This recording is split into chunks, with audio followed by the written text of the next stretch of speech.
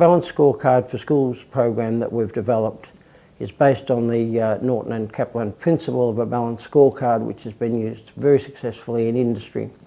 So we've taken the same principle and we've applied it to school evaluation. Essentially what we do is we develop a series of surveys, and we survey 6 groups within a school. We survey the principals, we survey the teachers, we survey students, we survey the non-teaching staff, and we survey parents. We get the data back from those surveys and we apply those to a series of criteria that we've developed. Those criteria come from an international evidence base. So what we're doing is we are comparing what the school is telling us about how they perform against what the international evidence tells us is best practice. We needed an organising framework around our surveys.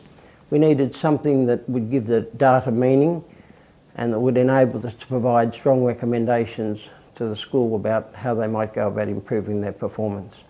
So when we looked at the evidence base from the international research, literature and what we've observed works well in schools, we decided that the best way to do that was to choose 5 what we call domains, which are really dimensions or aspects of schools' performance. And we've developed our surveys around those 5 domains. The first domain is the school environment. The second domain we look at is school leadership. And then most importantly is the third domain we look at teaching and learning. And we follow that by looking at success and equity. And then finally, the 5th domain we look at is the use of technology in the school.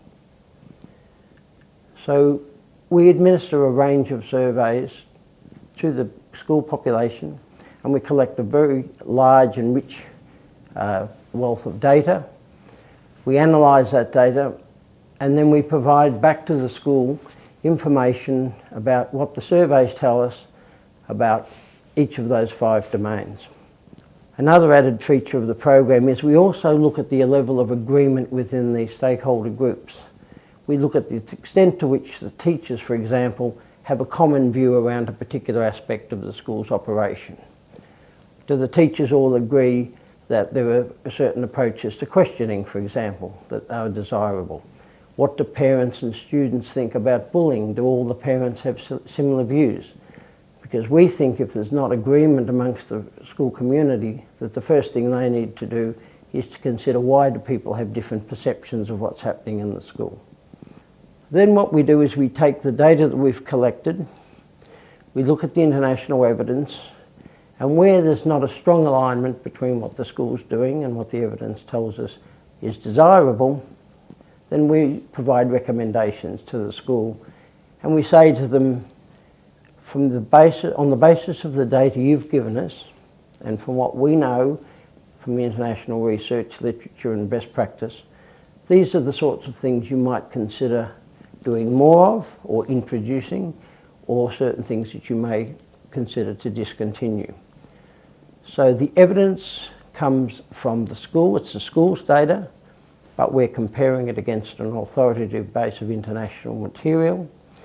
And then we're providing recommendations back to the school and empowering the school to make its own decisions around what's important to it and what strategies it might use to improve its performance.